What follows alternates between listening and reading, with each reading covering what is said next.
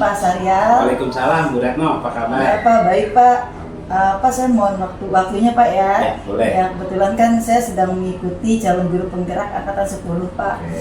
Ya, terkait dengan modul 3.1 yaitu pengambilan keputusan berbasis nilai-nilai kebajikan sebagai pemimpin. Nah, ada beberapa hal yang ingin saya tanyakan. Yang pertama adalah selama ini bagaimana Bapak dapat mengidentifikasi kasus-kasus yang merupakan dilema etika atau bujukan moral? Oke, baik, terima kasih Bu Retno. Sebelumnya saya ingin mengucapkan selamat menempuh pendidikan guru penggerak. Mudah-mudahan Ibu sukses dalam menjalankannya ya. Yang penting niat dan bisa memanage waktu. Terkait dengan pertanyaan Bu Retno tadi, yaitu bagaimana saya sebagai seorang pemimpin mengidentifikasi suatu masalah atau kasus yang terjadi di sekolah dalam membedakan antara dilema etika ya, dilema etika dan juga dilema bujukan moral. Oke. Sebelumnya ketika kita menghadapi hal-hal seperti itu, saya biasanya itu mencoba untuk mengidentifikasi terlebih dahulu permasalahan tersebut. Lalu saya juga mencoba menjadi pendengar. Artinya apa? Saya meminta informasi-informasi baik itu dari guru jika memang permasalahan tersebut berasal dari guru. Saya akan mendengarkan informasi-informasi yang saya dapatkan, bisa jadi dari murid atau dari siapapun, bisa yang ada di sekolah ya, termasuk seluruh warga sekolah. Setelah saya dapatkan informasi-informasi tersebut, lalu saya lakukan observasi. Saya lihat sebagaimana urgensinya kasus tersebut, ya kan? Setelah saya pastikan urgensinya ini tingkatnya rendah, keputusan tersebut bisa saya langsung berikan pada saat itu juga, atau spontanitas. Namun ketika memang keputusannya ini cukup berat atau memang perlu pertimbangan, itu nanti akan saya coba atur waktu untuk saya diskusikan dengan pihak lain sebelum saya memutuskan keputusan tersebut. Jadi setelah saya observasi, saya tanyakan, baru saya kumpulkan bukti-bukti, dokumen-dokumen yang mendukung daripada keputusan yang akan saya buat. Ya, baik Pak. Nah, untuk selanjutnya Pak, selama ini bagaimana Bapak menjalankan pengambilan keputusan di sekolah Bapak, terutama untuk kasus-kasus di mana ada dua kepentingan yang sama-sama benar atau sama-sama mengandung nilai kebajikan? Oke, nah kalau dilema apa berarti moral tuh ya? Iya. Nah, untuk mengambil keputusan dalam kasus tersebut, biasanya saya lebih sering melibatkan pihak-pihak yang bersentuhan langsung dengan permasalahan ini. Misalnya ketika ada anak murid, ada perselisihan dengan temannya, itu saya kumpulkan, tuh saya diskusikan untuk mencari apa solusi secara bersama-sama agar sama-sama bisa menemukan solusi yang terbaik bagi mereka. Kalau memang posisinya terhadap guru, ya dua-duanya kita duduk sama-sama, kita bicarakan mana nih yang terbaik bagi mereka. Karena untuk menyatukan dilema moral atau itu kan hanya kembali lagi ke diri kita sendiri ya. Itu bisa jadi keputusan tersebut subjektif, karena kembali lagi ke latar belakang daripada si pemimpin nih. Misalnya saya lebih condong atau kepercayaan saya dalam agama seperti itu, menganggap hal ini adalah benar. Nah, bisa jadi itu saya ambil keputusan berdasarkan background saya, latar belakang saya. Tapi tadi saya tekankan dalam memutuskan suatu masalah terkait dengan dilema moral, itu biasanya kembali lagi ke diri pribadinya masing-masing. Nah, kalau saya biasanya tetap saya akan ajak diskusi, saya tentukan nih mana yang baik dan benar seperti apa. Sepertinya itu lebih mudah untuk memutuskan. Kalau dilema moral, yang agak sulit dulu dilema etika. Jadi kita harus kembali lagi ke integritas kita sebagai seorang aparatur sipil negara ya, terkait dengan kode etik, terkait dengan hal-hal yang memang kita diwajibkan harus melaksanakan. Tapi kadang ada juga sih tekanan-tekanan dari luar agar kita memberikan keputusan yang diarahkan seperti itu. Contohnya. Oke Pak. Nah itu selanjutnya langkah-langkah atau prosedur seperti apa yang biasa Bapak lakukan selama ini? Baik, kalau untuk langkah-langkah, suatu ketika ada sesuatu yang harus saya putuskan dan situasinya adalah ini tidak bisa saya putuskan sendiri. Jadi seperti yang saya sudah katakan sebelumnya adalah pertama pastinya saya akan mengumpulkan dulu informasi-informasi yang bisa mendukung nanti ketika saya membuat keputusan tersebut. Setelah saya tentukan mendapatkan informasi, biasanya saya ini suka mengundang dewan guru kah, atau kita rapat dadakan. Tapi di SD Menteng Atas 01 sih kita sudah punya komunitas belajar ya yang kita sepakati setiap hari Jumat di Jugi Mentas 01.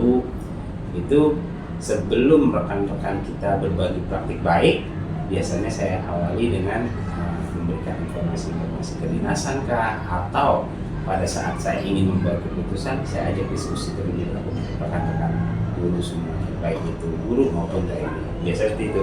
Lalu setelah setelah saya ajak diskusi, saya juga harus bisa memastikan adanya dokumentasi. Jadi penting kita mendokumentasikan sebelum membuat keputusan. Artinya pada saat kita bermusyawarah, berkumpul dengan stakeholder yang ada di sekolah, semua dokumentasi itu tercatat, baik itu dalam resume atau notulen rapat maupun dokumentasi gambar. Jadi kedepannya ketika kita sudah memberikan sebuah keputusan, ada pihak yang kurang pas, tidak setuju, bahwasanya saya bisa membuktikan ini keputusan adalah keputusan bersama. Saya hanya bisa memberikan keputusan sebagai pemangku kebijakan. Seperti Wah keren nih jawaban Bapak. Ya. Nah untuk selanjutnya Pak, hal-hal apa saja yang selama ini Bapak anggap efektif dalam pengambilan keputusan pada kasus-kasus dilema etika? Oke, baik. Nah itu terkait dengan efektivitas ya. Nah kalau yang saya rasakan sih selama kurang lebih 1 tahun ya menjabat sebagai kepala sekolah di SD Menteng Atas 01, yang paling penting adalah komunikasi yang efektif.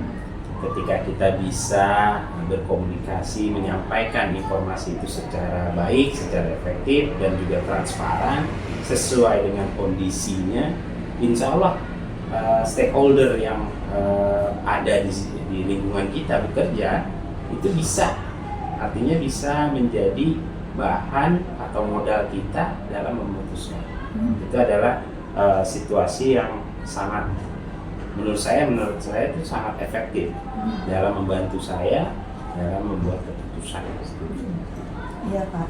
Nah, hal-hal apa saja yang selama ini merupakan tantangan dalam pengambilan keputusan pada kasus-kasus dilema etika? Oke, nah tantangannya ya, ada suatu ketika misalnya ada seseorang yang berkepentingan, anggap saja berkepentingan, dan kebetulan orang tersebut cukup dekat sama saya. Nah itu menjadi tantangan tersendiri. Disitulah saya diuji keprofesionalan saya dalam membuat keputusan. Ya namanya seorang pemimpin juga adalah manusia biasa. Kadang kita juga suka berbuat salah dalam membuat keputusan. Tapi itu kembali lagi itu tantangan. Sebenarnya tantangan yang ada itu bisa juga kita minimalisir selama kita bisa menjaga keprofesionalan kita, dan kita memegang teguh juga apa yang kita sudah yakini dengan buku panduan, ya kan, atau dengan sharing dengan rekan sejawat, atau kita juga bisa konseling dengan orang-orang yang memang bidangnya, tenaga ahli, contoh misal coach atau mentor dan lain-lain. Itu bisa kita dapatkan juga, nggak harus dari lingkungan kita sendiri di SD sini, tapi bisa juga mungkin dari rekan sejawat di SD lain yang lebih berpengalaman, atau kita konsultasi dengan rekan yang lebih senior. Itu sangat membantu untuk menghadapi tantangan-tantangan tersebut. Ya, baik Pak. Nah, apakah Bapak memiliki sebuah jadwal tertentu dalam sebuah penyelesaian kasus dilema etika? Apakah Bapak langsung menyelesaikan di tempat atau memiliki sebuah jadwal untuk menyelesaikannya. Bentuknya seperti apa, prosedurnya yang Bapak jalankan. Oke, nah untuk itu memang di awal ketika saya diamanahkan sebagai pemimpin di SDN Menengah Atas 01, saya sebelumnya mempersiapkan segala sesuatu terlebih dahulu, seperti membuat sebuah komunitas belajar. Itu yang mana tujuannya komunitas belajar itu adalah untuk wadah saya bermusyawarah dengan rekan-rekan. Artinya di situ kita membuat komitmen ketika ada segala sesuatu yang harus dibicarakan, disitulah tempatnya. Di SDN Menteng Atas 01 alhamdulillah kita sudah punya wadah yang mana memang wajib setiap Jumat itu kita kumpul untuk saling sharing atau saling berbagi praktik baik, atau di kegiatan tersebut saya juga bisa manfaatkan untuk ajang berdiskusi terkait dengan keputusan-keputusan apa yang akan saya buat demi kemajuan sekolah. Jadi ada setiap Jumat kita punya waktunya ya pukul 1, ya mudah-mudahan bisa kita jaga komitmen tersebut dan program tersebut juga bisa berjalan secara berkelanjutan. Seperti itu Bu. Ya. Adakah seseorang atau faktor apa-apa yang selama ini mempermudah atau membantu Bapak dalam pengambilan keputusan dalam kasus-kasus dilema etika? Oke, faktor orang-orangnya ya, artinya individu-individu yang seringkali saya anggap bisa membantu saya, ya tentu saja ketika saya berada di sebuah organisasi pendidikan seperti kita sekarang ini kan sekolah ya. Nah itu kita bisa minta bantuan bisa dari manajemen sekolah, karena kepala sekolah juga tidak bisa bekerja sendiri tanpa adanya manajemen. Nah, seperti wakil, bendahara, di situ ada pengurus barang, ada juga dewan guru, ada juga tenaga pendidikan ya. Itu bisa kita jadikan faktor pendukung saya untuk membuat keputusan, karena masukan-masukan dari mereka itu sangat berarti bagi saya. Bisa saya jadikan bahan pertimbangan dalam membuat keputusan, khususnya dalam menyelesaikan dilema etika tadi ataupun dilema moral. Iya Pak. Nah ini pertanyaan terakhir nih Pak. Siap. Dari semua hal yang tadi Bapak telah sampaikan, pembelajaran apa yang Bapak dapat petik atau pengalaman apa yang Bapak dapatkan untuk mengambil keputusan dilema etika ini Pak? Oke, dari hasil pengalaman saya ya dalam membuat keputusan, pentingnya kita memiliki skill. Seperti yang Bu Retno ketahui, kita ini sudah dibekali dengan yang namanya hard skill maupun soft skill. Hard skill ini kadang nggak cukup untuk modal kita sebagai seorang pemimpin. Mungkin pada saat orang lain menilai kita cakap dalam teknologi, kita cakap dalam pembelajaran di kelas, belum tentu dia cakap dalam memimpin. Artinya hal-hal positif yang saya dapatkan selama ini adalah komunikasi. Saya anggap itu adalah soft skill yang wajib kita miliki. Itu yang paling pertama. Kenapa? Karena komunikasi efektif itu yang mana kita harus memberikan penjelasan yang sejelas-jelasnya kepada lawan bicara kita. Kalau kita memberikan penjelasan yang abu-abu atau sama-sama, itu akan menjadi kesulitan bagi diri kita sendiri. Tetapi ketika kita bisa membawakan sebuah informasi, menjelaskan tentang situasi yang sedang dihadapi, itu insya Allah sih artinya kemampuan kita dalam berkomunikasi itu sangat penting ya, sangat menentukan untuk membuat sebuah keputusan, baik itu yang sedang, ringan maupun yang berat. Wah, terima kasih banyak nih Pak atas penjelasannya. Saya ucapkan terima kasih karena ini sangat menginspirasi saya Pak sebagai CGP. Jadi ini membuat saya termotivasi Pak ya. Bagaimana kita dalam membuat nilai-nilai kebajikan khususnya dalam mengambil keputusan Pak ya sebagai seorang pemimpin. Ya, terima kasih sekali lagi Pak Syahrial atas waktunya. Semoga sukses Pak. Amin. Dalam menjalankan amanah di SDN Menteng Atas 01. Terima kasih Pak. Assalamualaikum. Waalaikumsalam warahmatullahi wabarakatuh.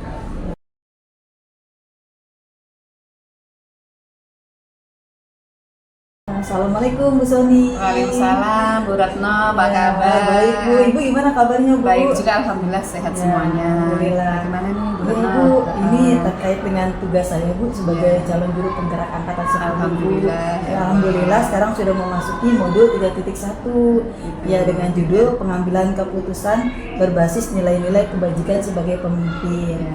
Ya, dan terkait dengan modul 3.1 saya ada tugas mewawancarai kepala sekolah. Ya, siap. Ya, ya Ibu, untuk pertanyaan pertama Ibu ya. Ya. Selama ini Ibu, bagaimana Ibu dapat mengidentifikasi kasus-kasus yang merupakan dilema etika atau bujukan moral di sekolah Ibu? Gitu. Ini Bu Retno, kalau kasus yang saya hadapi biasanya itu berkaitan dengan kedisiplinan murid, ya, yang masih sulit diterapkan di sekolah karena budaya lingkungan orang tua di rumah yang tidak mendukung. Jadi kurangnya perhatian orang tua sehingga murid masih ada yang datang terlambat gitu ya. Terus ada yang bersikap yang tidak sesuai dengan aturan sekolah gitu kan. Terus di satu sisi ingin menegakkan kedisiplinan, namun di sisi lain rasa kasihan karena kurangnya kasih sayang orang tua gitu. Jadi berdasarkan kasus tersebut ya terjadi dilema etika gitu yang ditandai dengan adanya pilihan yang sama benar gitu kan, dan tidak ada rujukan moral dalam kasus ini karena tidak ada pelanggaran hukum yang terjadi, sehingga untuk mengidentifikasi antara dilema etika dan rujukan moral perlu dilihat dari tipe kasus dan pilihan yang muncul gitu Bu Retno. Oh, seperti itu Bu. Iya. Jadi kalau saya lihat ya dari kasus Ibu itu yang terjadi adalah dilema etika ya Bu ya. Iya, betul. Nah, karena di sini adalah kasusnya benar dan benar ya Bu ya. Iya. Ya baik, nanti selanjutnya nih Bu. Nah, selama ini bagaimana Ibu menjalankan pengambilan keputusan di sekolah Ibu? Terutama untuk kasus-kasus di mana ada dua kepentingan yang sama-sama benar dan sama-sama mengandung nilai kebajikan. Gitu. Yang selama ini sih dalam menjalankan pengambilan keputusan harus dimusyawarahkan dulu dengan para wakil kepala sekolah dan juga guru agar mendapatkan pertimbangan dalam memecahkan suatu masalah itu. Seperti itu ya Bu ya. Nah, terus langkah-langkah atau prosedur seperti apa yang biasa Ibu lakukan selama ini Bu? Yang biasanya sih dilakukan adalah melakukan musyawarah juga dengan para wakil kepala sekolah, terus pokoknya warga sekolah yang ada di sekolah SD Menteng Atas Madura ini, baik itu wakil kepala sekolah, guru, MD, caraka, gitu, dan selanjutnya didapatkan dengan Dewan Guru. Jadi penting ya Bu ya komunikasi ya dengan para guru, Kapasek dan caraka. Intinya kita ya. harus komunikasi dan musyawarah. Nah, kira-kira hal-hal apa saja yang selama ini Ibu anggap efektif dalam pengambilan keputusan pada kasus-kasus dilema etika? Yang paling efektif ya dengan komunikasi sama warga sekolah ya, dengan wakil kepala sekolah dan guru-guru gitu kan yang ada di sekolah. Pokoknya intinya itu kita harus komunikasi walaupun ada kasus dan permasalahan apapun kita permusyawarahkan bersama wakil kepala sekolah dan guru. Jadi tidak mengambil keputusan sendiri ya Bu ya. Enggak, karena kan banyak yang terlibat di warga sekolah. Iya, betul. Nah, untuk berikutnya nih Bu, hal-hal apa saja yang selama ini merupakan tantangan dalam pengambilan keputusan pada kasus-kasus dilema etika?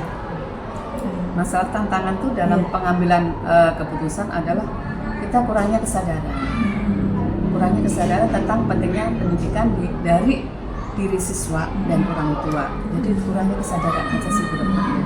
Jadi kerjasama dengan orang tua itu penting ya Bu ya. Harus gitu, untuk membantu perkembangan putra putrinya, perkembangan yang ada di sekolahan tentang pendidikan. Iya. Nah, apakah Ibu memiliki sebuah tata krama atau jadwal tertentu dalam sebuah penyelesaian kasus dilema etika? Apakah Ibu langsung menyelesaikan di tempat atau memiliki sebuah jadwal untuk menyelesaikannya? Bentuknya seperti apa atau prosedurnya seperti apa yang Ibu akan jalankan?